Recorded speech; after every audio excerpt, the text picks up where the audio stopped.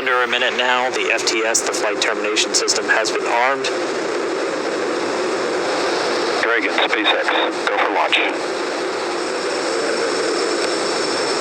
Spase X Dragon, we're go for launch. Let's light this candle.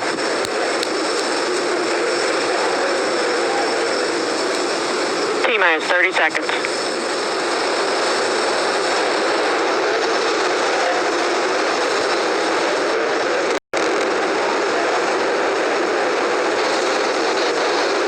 Stage 1 tanks pressing for flight.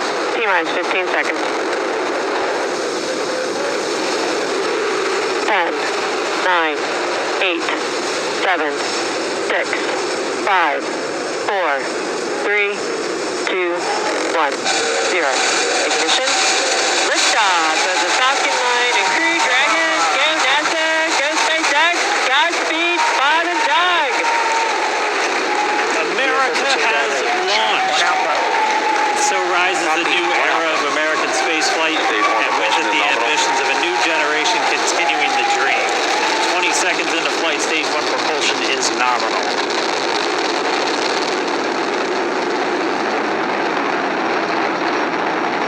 Plus 30 seconds into this historic mission. Flying crew on board Dragon and Falcon 9, and look at them go. Falcon power telemetry nominal. M1D throttle down. We're throttling down to get ready for the period of maximum dynamic pressure. We're in the throttle bucket. Reports say all systems are go. Vehicle is supersonic. We've exceeded Mach 1 on the Falcon 9.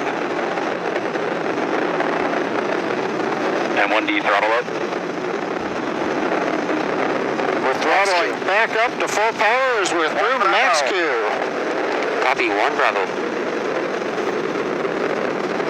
And we heard that 1 Bravo call out. That's just the second abort zone that they're in. They'll continue to be on this until the first stage has done its job and they switch over to the second. At this point, Bob and Doug pulling about 2.3 Gs, 2.3 times the Earth's gravity, already moving at over 1,500 miles per hour.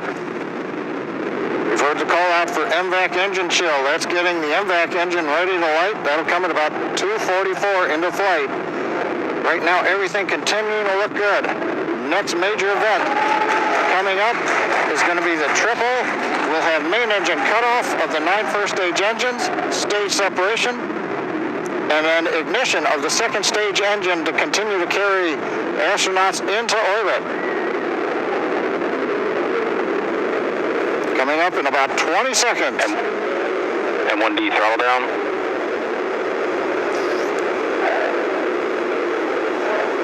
We heard we're throttling down the Merlin engines on the first stage.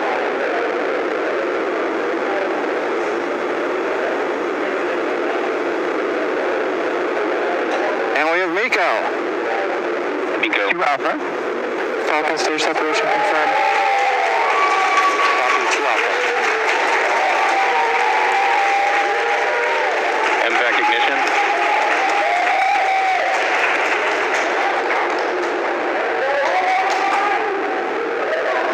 Have stage separation confirmed, the first stage beginning its flight back. The second stage being powered by that single Merlin 1D vacuum engine has ignited and is now carrying Bob and Doug into orbit. So they're going to continue under the power of this second stage. Propulsion is nominal. Which will cut off at SECO, or second engine cutoff, at about 8 minutes and 44 seconds into today's flight. So a little over 5 minutes to go still on the second stage. We heard the call out to Alpha, so they're now in the longest abort zone that carries them all the way from about North Carolina up the eastern seaboard almost to Canada. Things looking good though, getting good call outs, nominal propulsion on that second stage. Bob and Doug continuing to make their way into orbit.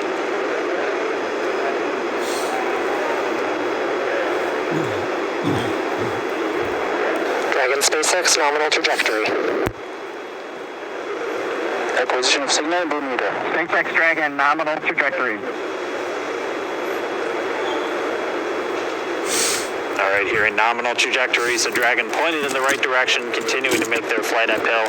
Heard acquisition of signal over Bermuda. That's one of the other ground stations that they're using to get telemetry and data back from the spacecraft. Stage 2 propulsion is still nominal.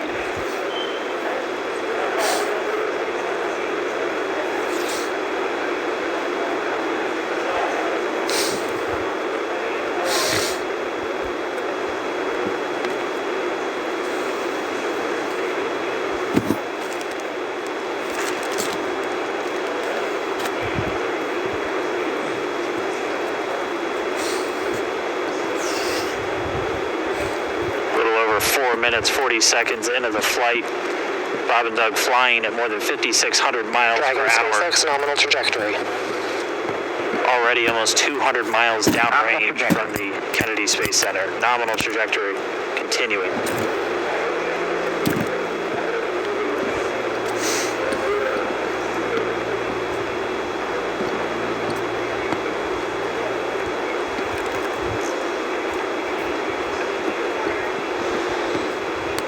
And while they continue uphill, looks like we are getting a view of the first stage as well. Up on your right screen, you can see that first stage with the grid fins deployed. It's making its way back to attempt to land on our drone ship, Of Course I Still Love You, today. And we're just about a couple minutes away from the entry burn, and that's where 3 of the 9 Merlin engines do ignite to help slow the vehicle down as it re-enters back into the Earth's atmosphere. And then after the entry burn will be the landing burn, which is just a single engine Dragon Spase burn. X nominal trajectory. And you heard Starting chill for entry burn. is that call out. They are still on a nominal trajectory on Dragon. Still on second stage, and that's that MVAC engine on second stage on your left screen.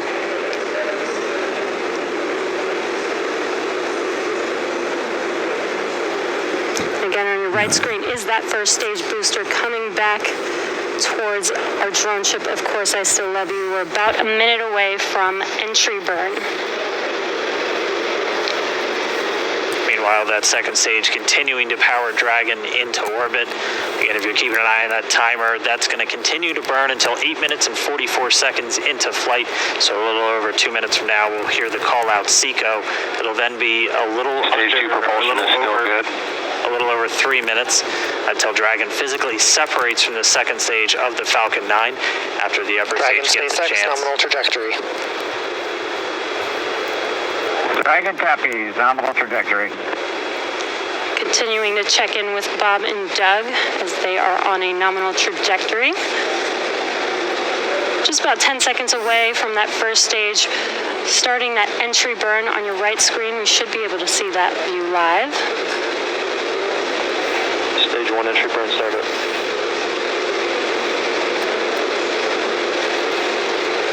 And there is that entry burn beginning. This burn lasts about 36 seconds long. Stage 2 FTS is saved.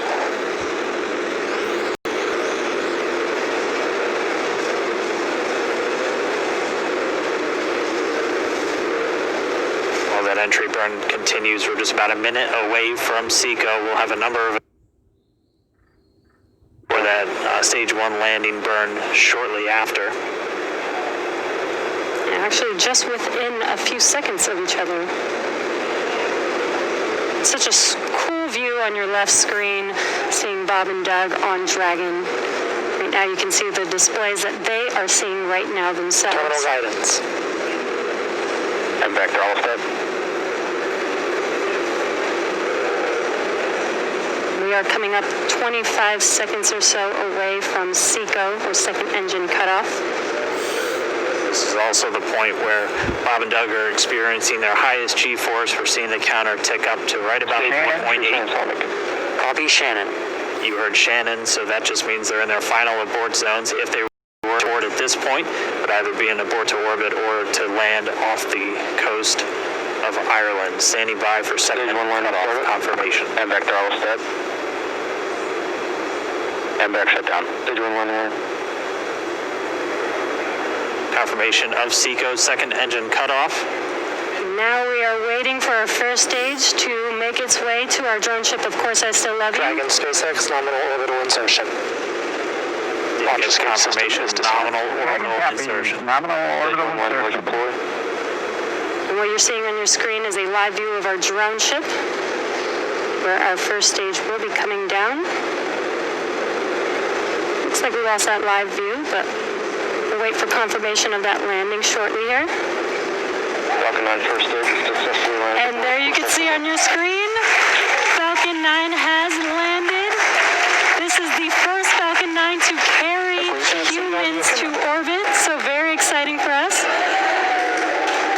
And as you can see on your right screen, Bob and Doug are still making their way to their targeted orbit. M1D to recovery 1. So exciting today. It doesn't stop. It does not stop. All right, we did hear again that call out, good orbital insertion, so that means Falcon 9 and Dragon right now exactly where they're supposed to be. M1D to FRC on recovery 1. And it's right at about 12 minutes when Dragon will separate. Looks like we saw a 0G indicator floating around there, and Bob and Doug owe us a little bit about what exactly that is that they brought up with them.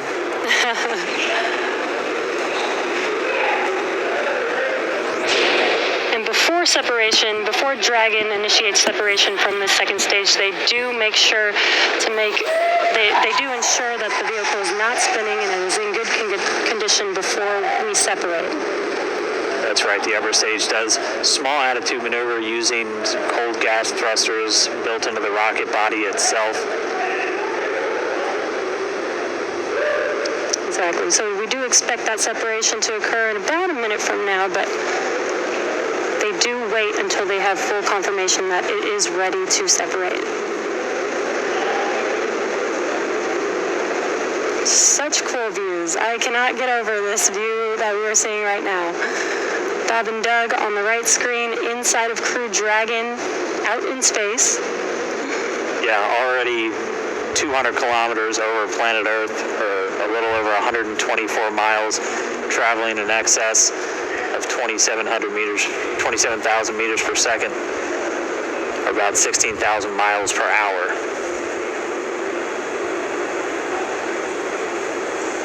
Again, we're just standing by. That separation event should be coming up shortly. Then they'll begin a series of checks on the Draco thrusters that are going to be used to maneuver and then power Dragon on its flight to the International Space Station.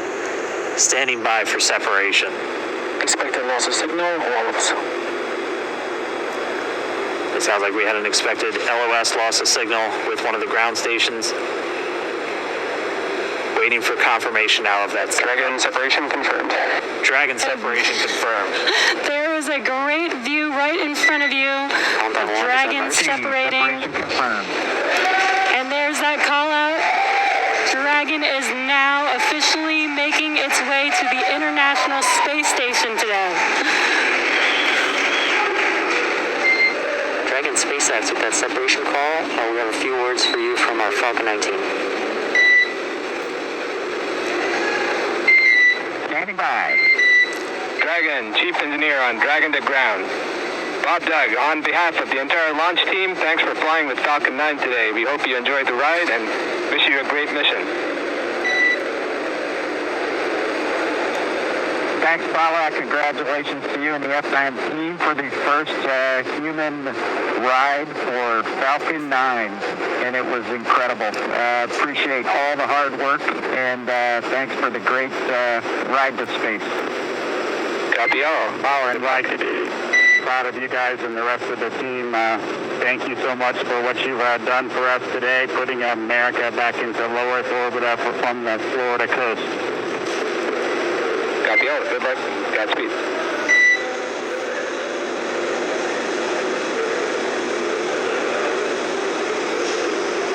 All right, so Bob and Doug are in And Dragon, space. Spase X, we confirm nominal ECLS activation and service section Draco checkouts. Nose cone deploys in progress. Copy all. We're monitoring. The Corps here in Hawthorne giving the crew a heads up that we have confirmation the nose cone is deploying. So again, that nose cone is going to open up a little bit more than 90 degrees, goes up to about, I think, 105 degrees, and that's going to expose the actual docking ring and the hatch that they're going to be going through once they attach to the International Space Station, and also 4 of those Draco thrusters, we call them the forward bulkhead thrusters. They're going to be used for these major phase burns or firings of those thrusters to actually raise their orbit gradually over the coming hours.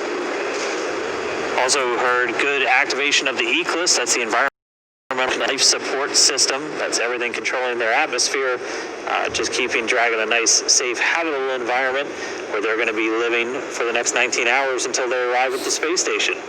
Right, exactly. And Falcon 9's job may be done for today, but the mission is not over. Crew Dragon's job is not done. As you can see, Bob and Doug are still inside Crew Dragon, making their way. It will be a 19-hour trip to the International Space Station before they dock tomorrow morning.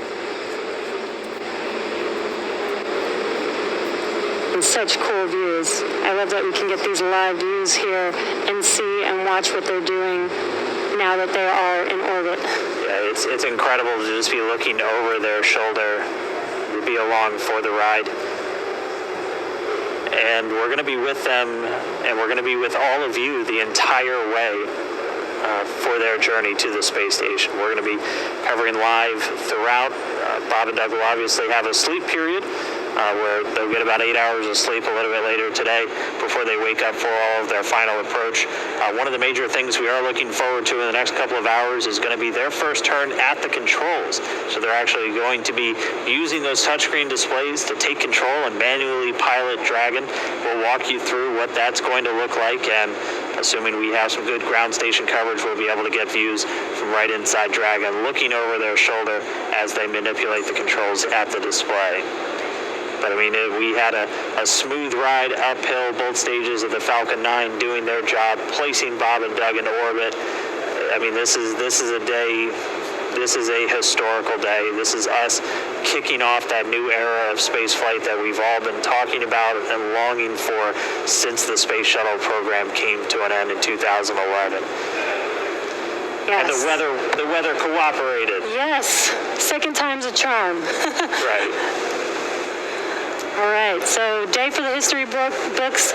As you can see, we have lost some live signal there, but the mission still continues, and we're going to send it over to KSC to continue broadcasting live with you.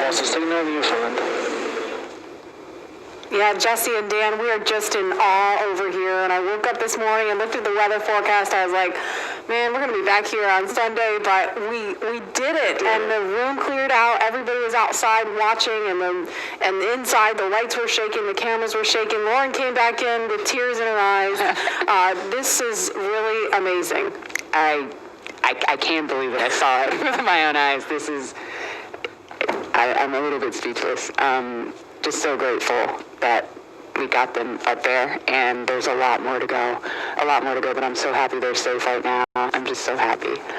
Yeah, Leland, you were talking about it. It's amazing what we can do when we work together. Yes, American astronauts on an American rocket from American soil, showing you what Americans can do when we come together as a team and blast Doug and Bob off to the cosmos. This is what it's all about, and their families and everyone is working together to take them up to space safely. So I don't know what to say. That rocket fuel is still in my veins, and I want to go get on the rocket. Well, it's too late now. They're in the next one. But we want to go over to Daryl at OSB2, and he's there with the administrator, who hopefully has more words than we do, because we're still kind of speechless. Daryl?